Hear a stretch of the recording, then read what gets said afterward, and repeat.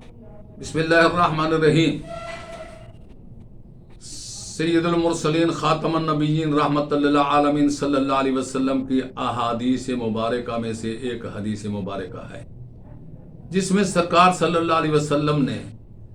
مستجاب دعاؤں کے بارے میں ذکر فرمایا ہے۔ دعائیں قبول کرنے والی تو اللہ رب العزت کی ذات ببرکات ہے نا۔ قبول وہی کرتا، فرما اجیب دعوت الداعی اذا دعان ہے۔ جب بھی میرا بندہ مجھ سے دعا مانگتا ہے میں اس کی دعا کا جواب دیتا ہوں، اس کی دعا کا جواب دیتا ہوں۔ فَلْيَسْتَجِيبُوا لِي، تمہیں بھی چاہیے میرا جواب دو، میرے احکام کی تعمیل کرو۔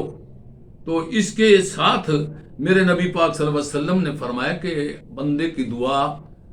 اللہ رب العزت کی بارگاہ میں قبول ہوتی ہے، اور اگر وہ قبول نہ کرے تو اس سے کوئی پوچھنے والا نہیں ہے۔ کبھی اس کی دعا کو موقوف کر دیتا ہے کہ محفوظ کر کے رکھ دیتا ہے کہ آخرت میں اس کا اجر عطا فرماتا ہے، یا کبھی اس وقت جناب اللہ دیتا ہے کہ جب اس کے پاس جناب اللہ کچھ اس دعا کے علاوہ کچھ ہو بھی نہ۔ تو حضور علیہ الصلوۃ والسلام نے ارشاد فرمایا کہ ثلاث دعوات یستجاب لہن لا شک۔ اللہ کے محبوب صلی اللہ علیہ وسلم نے فرمایا تین دعائیں ایسی ہیں کہ جو کبھی نامنظور نہیں ہوتی، رد نہیں ہوتی، اللہ انہیں ہر صورت میں قبول فرماتا ہے اپنی رحمت کاملہ سے۔ یہ میرے حبیب صلی اللہ علیہ وسلم نے فرمایا ہے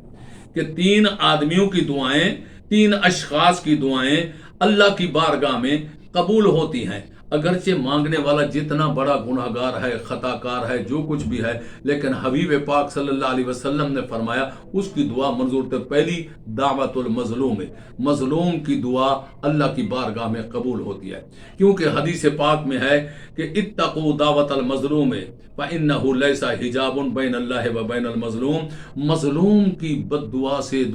ڈرو ڈرو ڈرو ڈرو، اس کی فریاد سے ڈرو، کیونکہ جب وہ فریاد کرتا ہے تو اللہ اپنے اور مظلوم کے درمیان جتنا حجابات ہیں، جتنا پردے ہٹا دیتا ہے، اس کی دعا ڈائریکٹ اللہ رب العزت کی بارگاہ میں پہنچتی ہے، اور ظالم کے خلاف اللہ تبارک و تعالی پھر اپنی صفت عزیز ذو انتقام کا جناب استعمال کرتا ہے۔ وہ قادر مطلق ہے، مظلوم کی طرف سے پھر اس کا خود ہی انتقام لیتا ہے کہ انسان تو بے بس ہے نا، مظلوم تو ہوتا ہی وہی ہے کہ جو بے بس اور مجبور ہوتا ہے۔ تو فرمایا مظلوم کی دعا ان تینوں میں سے جیسا بھی ہو تو اس کی دعا اللہ کی بارگاہ میں یقینی طور پر قبول ہوتی ہے۔ اور دوسری دعا دعوت المسافر، جب آدمی سفر کی حالت میں ہو تو اللہ تعالیٰ اس کی دعا کو بھی قبول کر لیتا ہے۔ یقینی طور پر وہ کہتا ہے کیونکہ وطن چھوڑ کے آیا ہوا ہے، اپنے گھر کو چھوڑا ہے، اپنے گھر بار کو چھوڑا ہے، بیوی بچوں کو یہ چھوڑ کر یہ کسی جائز امر کے لیے آیا ہوا ہے، مثال کے طور پر تجارت کے لیے آیا ہوا ہے،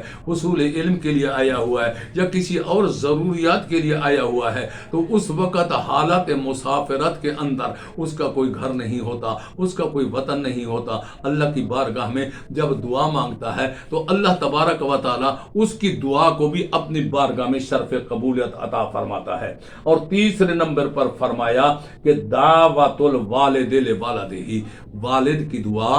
اپنی اولاد کے لیے، اپنے بیٹے کے لیے اللہ تعالیٰ منظور فرما لیتا ہے۔ اور ایک اور مقام پر ہے کہ والدین کی دعا دونوں کی طرف فرمایا، کیونکہ والدین کا ایک ایسا سسٹم ہے اولاد کے ساتھ، کہ ایک ایسا کنیکشن ہے کہ جو دنیا میں سے نہیں ہے کسی کے ساتھ سوائے اللہ اور اللہ کے رسول کے بعد، اگر ہے تو صرف یہی ہے کنیکشن ہے، محبت کا کنیکشن۔ اسی لیے فرمایا لا تعبدون الا ایاہ وبالوالدین احسانا، کہ اللہ کی عبادت کرو، اللہ کے سوا کسی کی عبادت، خاص اسی کی عبادت کرو، اور اپنے والدین کے ساتھ حسن سلوک سے پیش آؤ۔ والد ہوتا ہے، والدہ ہوتی ہے، کہ جیسے ہوں ان کو کسی صورت میں یہ نہ سوچا جائے یہ تو اس قسم کے اس قسم کے، لیکن محبوب فرماتا ہے کہ جناب والا کہ دعوت الوالد لولدہ، کہ اور اللہ تبارک و تعالی اولاد کے حق میں، بیٹے کے حق میں اس کے والد کی دعا کو منظور کرتا ہے، فرما لیتا ہے کہ چلو جو بھی ہے اس کا تو والد ہے نا، یہ اپنی اولاد کے لیے، کیونکہ والد جب دعا مانگتا ہے، والدہ جب دعا مانگتی ہے، دل سے دعا مانگتے ہیں کہ کہ زبان سے نہیں مانگتے بلکہ ان کے دل سے جو بات نکلتی ہے اثر رکھتی ہے، پر نہیں طاقت پرواز مگر رکھتی ہے۔ تو ان تینوں کی دعائیں اللہ کی بارگاہ میں ہر صورت میں قابل قبول ہوتی ہیں، اور یہ تینوں محبوب کے فرمان کے مطابق مستجاب الدعوات ہیں۔